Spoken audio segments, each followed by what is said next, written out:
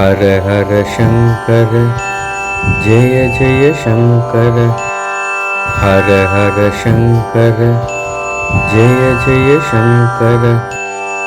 हर हर शंकर जय जय शंकर।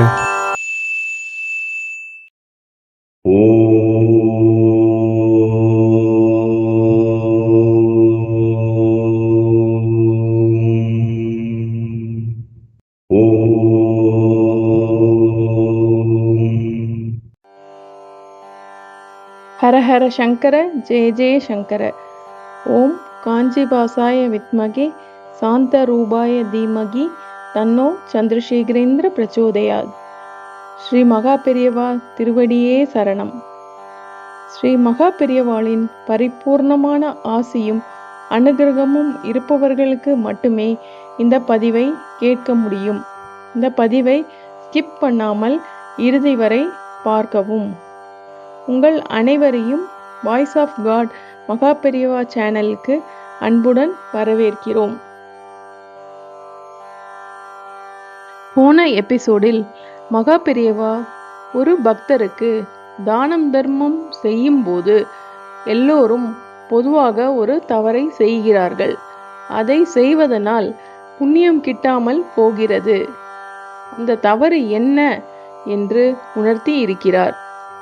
இந்த எபிசோடில் மகா பெரியவா ஒரு 5 அறிவு உடைய ஒரு ஜீவனுக்கு காட்டும் கருணையை பற்றி பார்க்க போகிறோம். மகா பெரியவாளின் திவ்ய அனுபவங்களை கேட்டு மகிழ இந்த சேனலுக்கு லைக், சப்ஸ்கிரைப் செய்யவும்.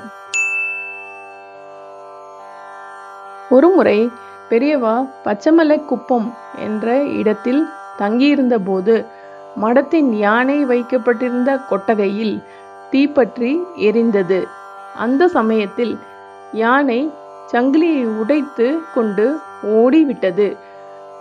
மறுநாள் காலை மடத்தில் பணியாற்றியவர்கள் யானை வைக்கப்பட்டிருந்த கொட்டகம் முற்றிலும் எரிந்து நாசமாகிவிட்டதையும் யானை காணாமல் போயிருப்பதை பற்றியும் கவனித்தனர்.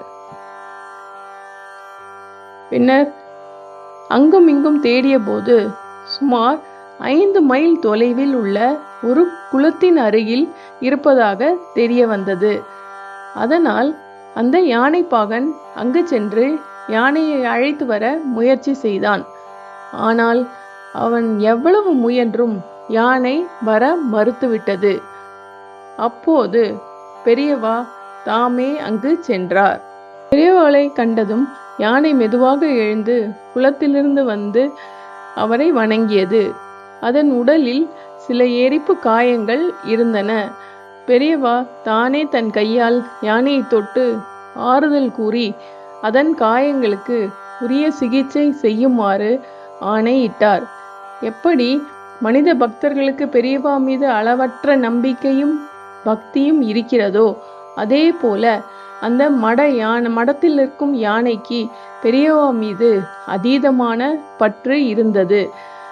மகா பெரியவா எப்போதும் மிருகங்களிடத்திலும் கருணையுடன் நடந்து கொண்டார்.